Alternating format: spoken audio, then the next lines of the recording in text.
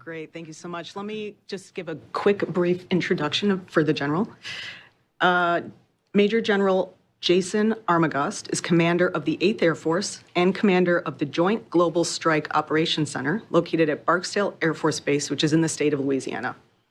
He's with us today to discuss strategic deterrence and the U.S. Air Force Bomber Force. My name is Melissa Wahaibi. I'll be your moderator today. So the general will give opening remarks, and then I will moderate the Q&A, which we will have for both those in the room and those online. Sir, thank you for being here. All right, thanks, Melissa. And I appreciate you all in person and on Zoom. So greetings to you all. Thanks for taking the time to be with me today.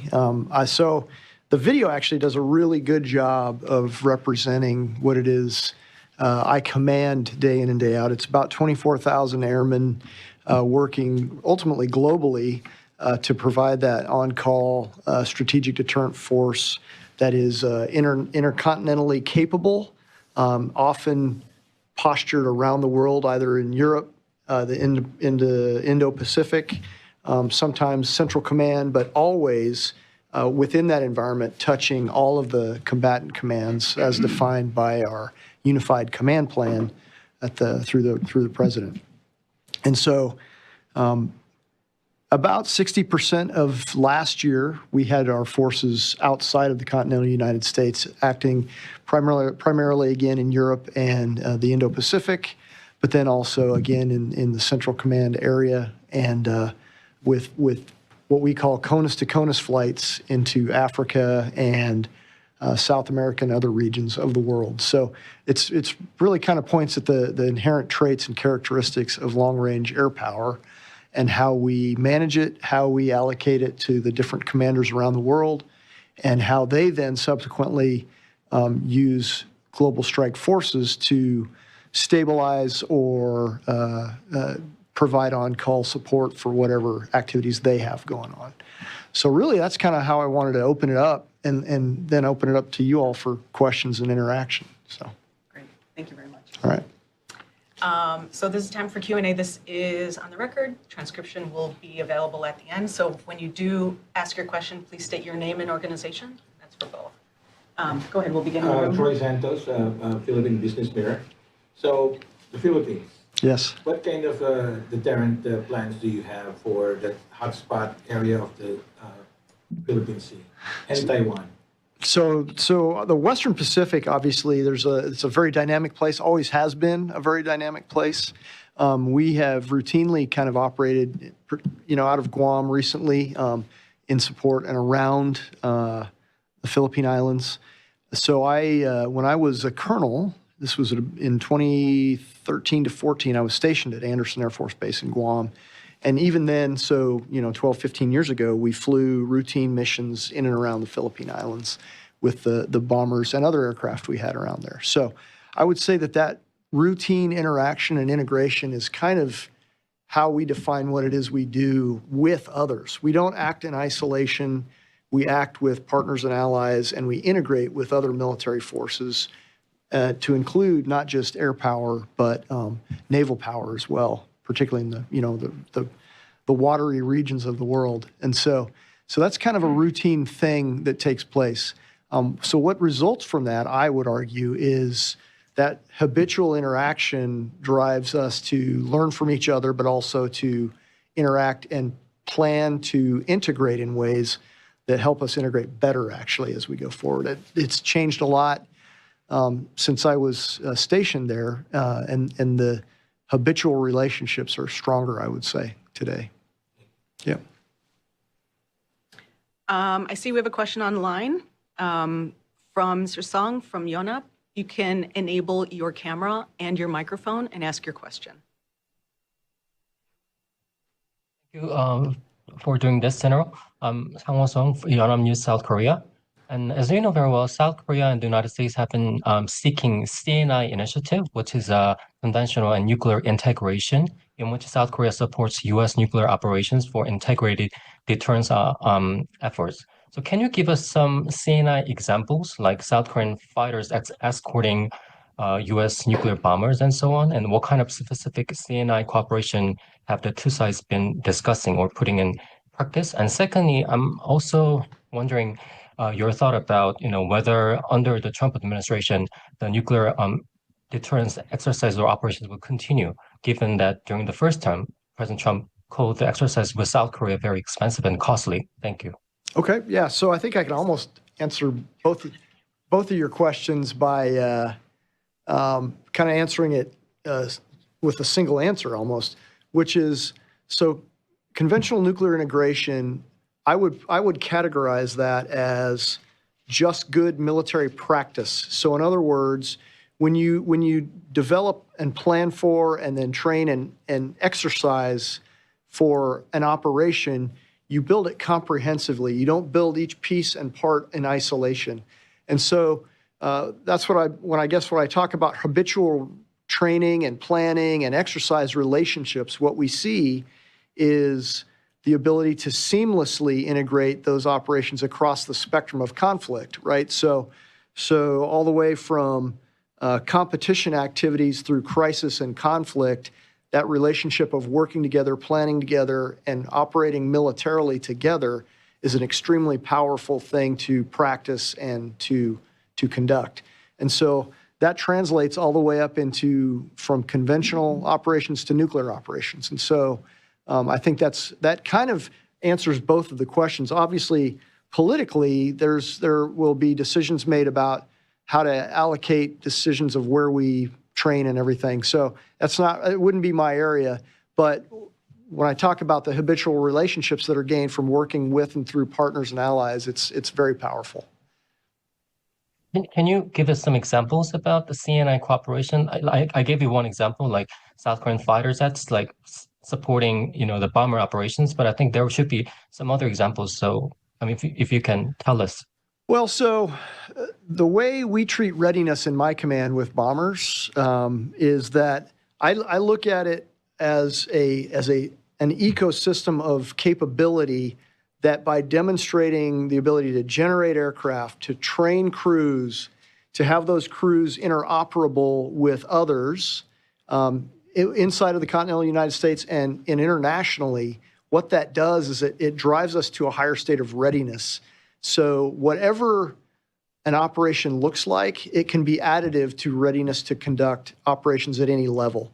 So the specific examples, it's a good one that you give, but even when we meet, for example, for a photo opportunity over a remote area, part of the world with 3 or 4 different countries all at once to get on the wing of a bomber, the complexity of that environment, the complexity of planning and executing that actually makes us more capable militarily. So that's probably a kind of a long way to answer your question, but I think the habitual relationships really matter a lot.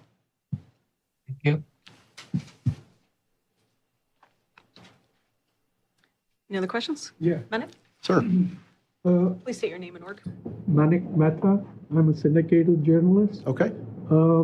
I was, studying the speech made by the Japanese Prime Minister. He was in D.C. recently. And one of the things he mentioned was about expanding security cooperation with the U.S. But many of the Japanese reps who were there, they were talking about expanding the Quad alliance. Mm-hmm. And how realistic is it when you expand Quad? What candidates do you have in mind? Would it be South Korea or would it be the Philippines?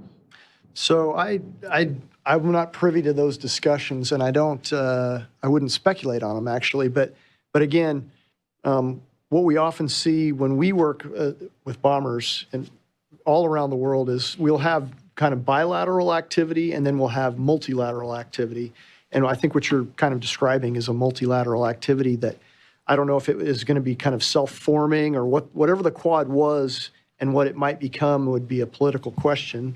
And it would be an agreement amongst nations that decide to do that. And so what we do inside of that is we take every opportunity we can to work under the guidance of the combatant commander in whose theater we're operating to interact with partners that they choose for us and then also plan with them as well. And so I would say it would play out through us, but we wouldn't be part of that discussion as to how it would form. Does that make sense? I have another question related to this. The difference between AUKUS and Quad is almost blurred. Yeah. Both in public perception, they see that one of the organizations, one of the alliances is superfluous, or rather it overlaps, each other. So could you please explain to us? Well, so one of the things I would give you an example back from the military to civilians is we are very much guilty. Probably, I would guess, internationally, the same thing happens. We have kind of our own language about how we talk about things, and we have many acronyms. So I apologize ahead of time if I use some acronyms or some jargon language. But I would say that some of that plays out, too, with regards to how we perceive allies and partners and what we call them. And so, from a military perspective, I say that we interact with all of those different potential players, certainly from a bilateral perspective under the guidance of the combatant commander. But then what it becomes when it's multilateral, I guess history will kind of tell us or show us. Hi, it's Eric Peters with Kyoto News. It's a Japanese news agency. So my question is on North Korea DPRK. Do you have any concerns over DPRK's nuclear and ballistic missile programs? And if so, what are they? Yeah, so from a force-on-force perspective, militarily, when I was a brand new lieutenant flying F-16s in Japan, we were kind of relentlessly focused in that area at that time on North Korea in the mid-90s, when they were under different leadership and had different objectives. They were clearly driving towards a nuclear capability at that time. And obviously, there were many good reasons for the people in the region that they didn't want North Korea to have that. And so now we live in a different time, but a lot of those same concerns are still there. And militarily, obviously, we approach things to solve the military problems in support of a political objective. And so what I see, in North Korea as far as their weapons capabilities, their demonstrated capability of using them, the systems that they may or may not employ in a dynamic environment, that we study that very closely.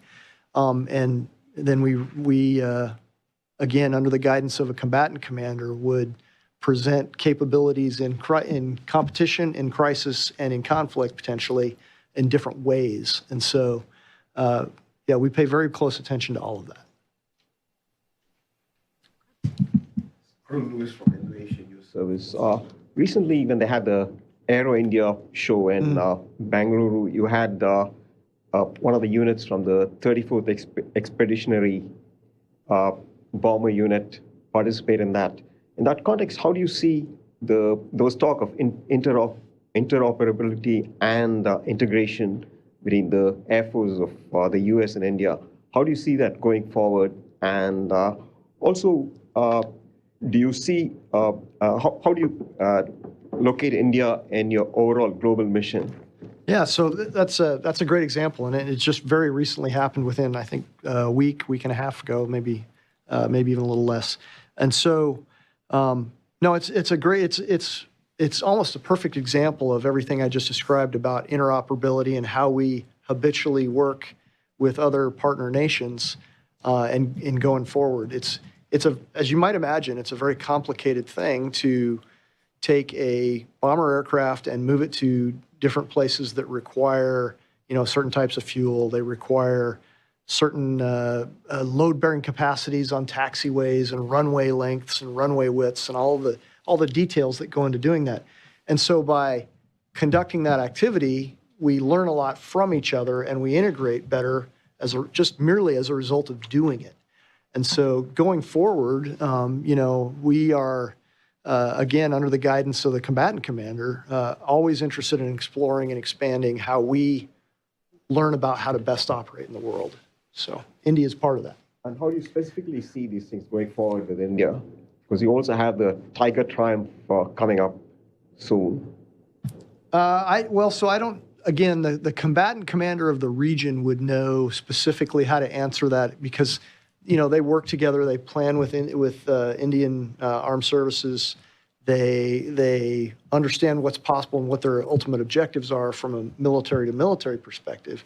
And so answering that specifically gets tricky. But again, we learned a lot from Aero India. We had gone, I think, 2 years prior to that. I think 2023, 2024. 23, yeah. So 2023, we had also done an air show there in India. And so we learn more every time. I think we did it better this time because we did that one in 2023. And so, those kind of relationships build over time. Thank you. Yeah. So. Go ahead. Okay. I'm Jukka Lehtinen. I'm from Finnish business newspaper Kauppalehti. And I like to ask just recently, in a few years, Sweden and Finland joined into NATO. Yeah. What kind of operations have changed after that, your operation in that area? And also, is there something strategic or something happening in Arctic area, what you are doing? I think you're seeing a lot of attention in the Arctic regions right now, in the Nordic countries and the Baltic countries as well. And so there's a lot of attention on that. One of the things I think is most interesting and I'm most proud of in my time in this job, actually, is when Sweden and Finland came into NATO in, I think it was in March of last year, maybe it's February. Yeah, so we did a CONUS-to-CONUS mission from 2 aircraft, so a B-1 and a B-52 flew from the United States, met and flew over Stockholm for the accession into NATO, and then flew back to the United States. And so that's kind of a really good example, I think, of through those relationships with those countries, and in the capacity of NATO in this case. They conducted those global missions to great effect. I think it got some crazy amount of views on YouTube in Sweden in a very short period of time. But I would say that the same things are happening with Finland in that regard as well from our global power forces. And there's very much an interest in the Arctic right now, militarily, economically, all of the reasons why politically. So. Yes, sir. My name is Islam Dobro, working for Anadolu Agency, International News Agency, headquartered in Turkey. I would like to sort of follow up the last question and bringing the topic to Europe and Middle East if possible. In terms of your activities, would you expect any change if Russia and Ukraine war comes to the end? And also with the new current administration, would you have any different activities in terms of the Iran nuclear deterrence? Those are all things we look at and we continue to plan with and around, depending on what's going on in the world. Again, with the global forces we have, we're on call for literally every part of the world, every corner of the world at any given time. And so the decision about how to allocate where we go and who we interact with happens at a very high level.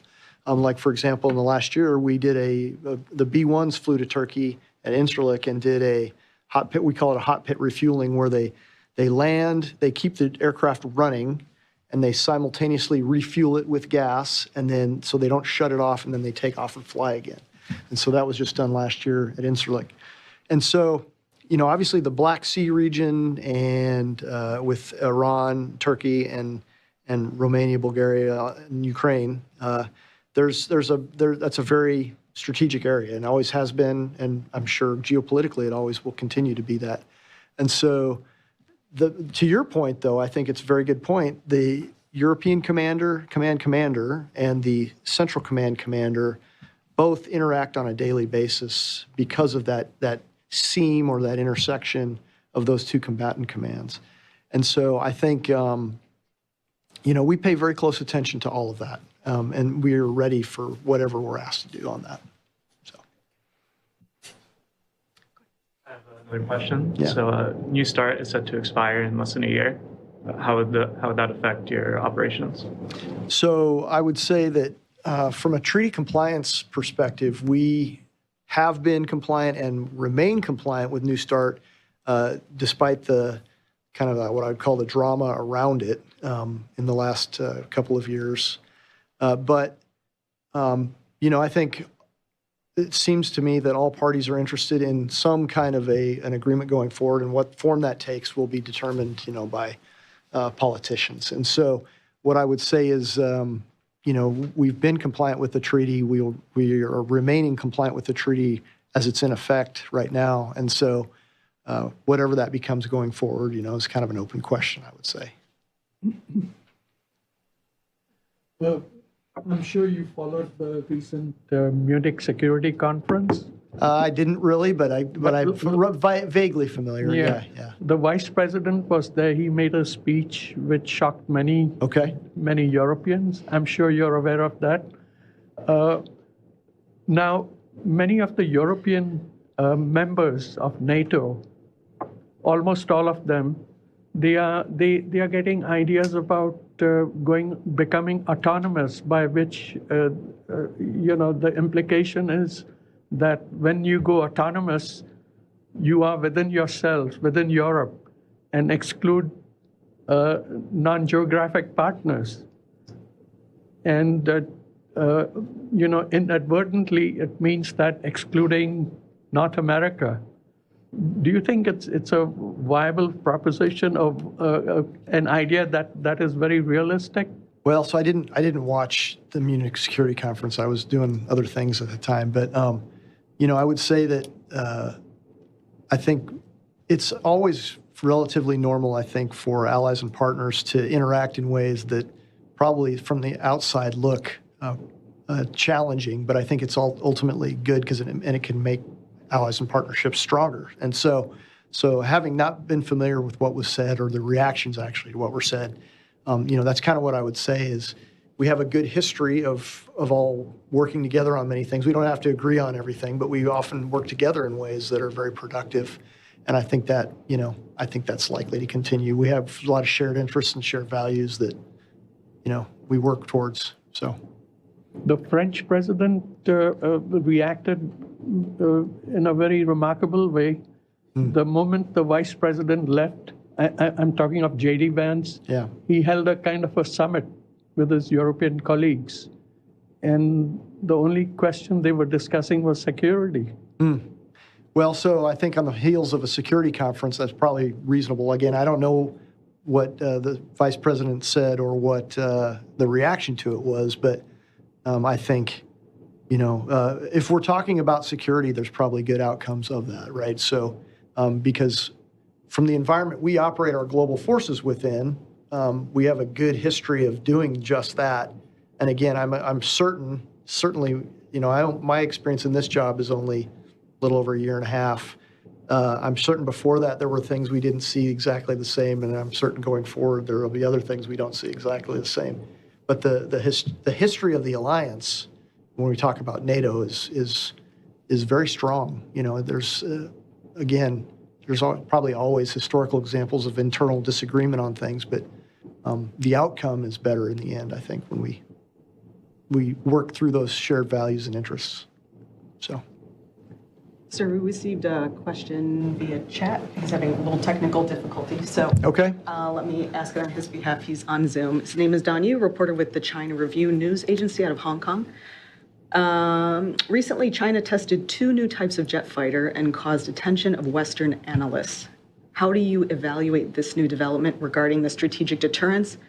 How is NGAD program of the U.S. going on? Okay, so I saw those photos of those from that air show, or I can't remember what the event was where they had those flying, but no. So, military competition is kind of an eternal thing. It's not. There are often surprises. There are new things. There are. We reveal capabilities. We do things, we plan, we restructure ourselves, we organize, train, and equip ourselves in different ways, just as every international competitor would do. And so I tend to not be surprised when new capabilities are revealed. And I'm also driven on, within my command, what we do is we provide global forces with range, payload, and access for global operations for combatant commanders. And so what remains true through whatever competitive activity takes place are those things for me. And we figure out ways to deal with however that looks going forward. I think that the the Biden administration deferred a decision on the next generation air defense for us, and I think with the opportunity to let the Trump administration make that decision. So I would say that remains to be seen. So, how many aircraft do you have? 140 between a B-1, B-52, and B-2. And right now, we also have a modernization program going on for the B-52, which is going to become the B-52J, which is engines and avionics and some subsystems to modernize it. And then the B-21 is going to ultimately replace the B-1 and the B-2. So ultimately, we'll be a two-bomber fleet force going forward. Is there a way where journalists can visit the airbase? I'm sorry, say that again? Is there a way for the journalists to visit the airbase? I'm sure our PA experts can. He knows all the ways to do that. Short answer, yes. We received a couple pre-submitted questions. I'll offer one to you, Okay. considering we have a couple more minutes. This is from Mohammed Marif from Egypt. How do U.S. nuclear deterrence policies affect Middle East stability? How does China-Russian military expansion impact America's deterrence strategy in the region? Okay. The second portion of that is also specific to the Middle East, I'm guessing? Yes, sir. Okay. So I would kind of go back to the competition piece of what I just said with regards to, competition, whether it's explicitly talked about as an activity or not, is constantly taking place. It's kind of the example you just gave of China revealing 2 new fighter systems. What is the activity of competition from a military perspective? It is if there is a perceived weakness of someone who has an interest that is contrary to yours or has values that are different than yours, and you find ways that you think you can expand your interests into that space, then you find ways to do that. And so that activity of competition also relates to nuclear. In fact, I would say our understanding of competition through the Cold War was elevated significantly as a result of one of the side, if you want to call it a benefit of a nuclear competition. We understand what that means. And I would offer, when I say we, I would say the international community understands better what that means. Now, the complexities that come from a multipolar or not just a bipolar Cold War that affects many on the periphery who may have not necessarily been part of either the Soviet Union or the United States, but were chosen partners or allies or choosing which side to be on, that dynamic is spun significantly or increased significantly when you have multiple players in that arena. So the nuclear aspects of competition in the Middle East would be complicated immensely if Iran had a capability, and that has been the explicit desire that they do not have a capability. So militarily, we plan for all eventualities. We can react no matter what ends up happening, and we will be, available for use in whatever scenario. So that's kind of how I would answer that. Sure. Eric? All right, so I have a question on so last year the U.S. warned about the prospect of a nuclear weapon in space or other type of weapon of mass destruction. What is your current assessment on that? What is your position on that? So sorry. The Cold War actually gives a good example of some of the things that we're seeing happening now in a renewed competition where I think it was the SALT II Treaty in the early 70s, 1974 maybe, where the Soviet Union and the United States both saw that it was possible to do those things even back in the early 70s. And they explicitly said, we are not going to conduct that. We are not going to do that. So I think it is militarily very problematic if someone takes that step to do that. And so, we, from a military perspective, we have to find ways to address whatever the eventualities are. And so, politically or from a treaty perspective, then that's a separate question. But again, I would offer that is not a stabilizing activity when that's done. It creates dynamics for escalation that are very problematic. Do you view Russia as taking that step to put a nuclear weapon in space? I don't know what the current assessment is as far as what's out there, but I think Russia, again, we learned this from the Cold War, and we had a very good shared understanding of what, for example, what a triad meant with intercontinental ballistic missiles, submarine-launched ballistic missiles, and bomber forces, knitted together with a strategic command and control capability that provided for the use and control of those forces. One of the big concerns about a nuclear weapon in space is what that does to the binding elements of the nuclear command and control. And it takes away some of the time aspects of military decision making. And so that's a very destabilizing kind of thing. And I would think anyone who would do that would understand exactly what that meant. We have time for maybe 1, 2 more questions if anybody has any. Hypersonic. Yes. Do you have any plans on deterring hypersonics? So hypersonic missiles, it's another good one actually that is relative to Cold War. So a ballistic missile, like an intercontinental ballistic missile, is actually much faster than a hypersonic missile.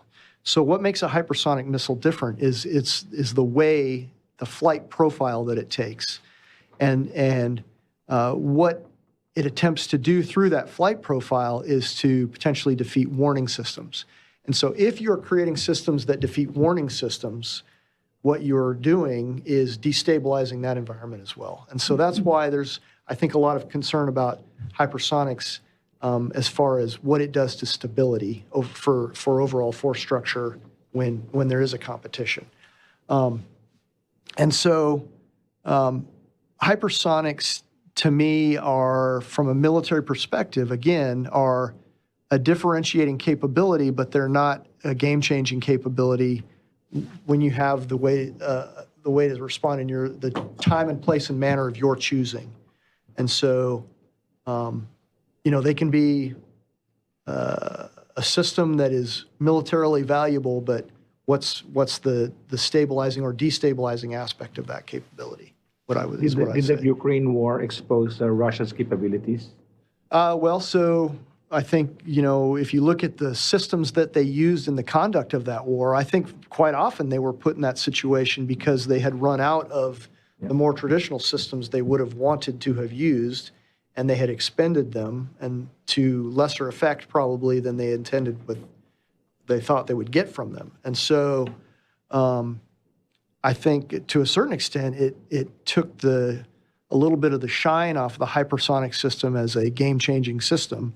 And it is, in fact, a weapons delivery platform similar to a short-range ballistic missile, for example. It just does it in a slightly different way. So. Thank you. Yeah. Just regarding the use of drones, which in some ways have drastically changed the way the war is conducted from the air. How do you see that, as something that you would be able to deal with? Or is it something else, some other authority? Yeah, so I think the Russia-Ukraine war has brought a lot of attention to that. And for, in some ways, I've heard it termed, it's the first drone war.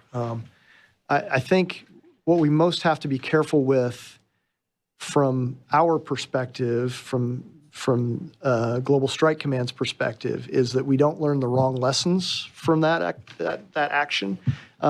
We would not have conducted our military operations in the same ways, and so don't presume that the same outcomes would be needed or derived from drone activity. Now, so look at what the drone traits and capabilities are and determine how we might use or defend against those same kinds of things. So those are all the kind of things we're doing now.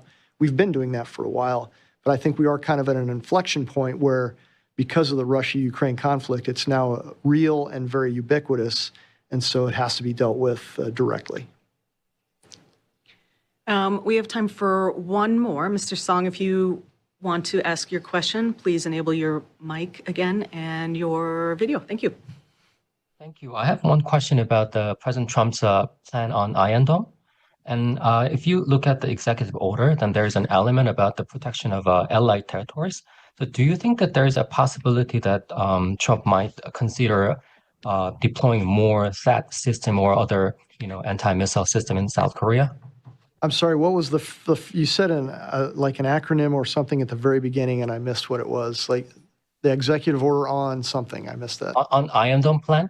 Oh, Iron there's Dome, an yes, element, yes. Okay. Yeah, and there's a element about protection of the allied territories and people. I'm wondering if there's any possibility that you think, in the plan about establishment of additional, THAAD deployment to South Korea or other anti-missile system in Korea. Yeah, I'm not aware of that. I do know, like, historically, there have been fielding of systems, missile defense systems throughout the region that has been very deliberate and very considered and very much partnered with those countries and those nations. So I would assume that a similar thing would be conducted going forward. But again, I'm not familiar enough with what their objectives are specifically in that executive order. So. Great, thank you. Well, that concludes our briefing today. Again, the transcript will be available later this evening. We will send that out to you. Thank you for your participation. And sir, thank you for being here. All right, thank you all. Thank you all.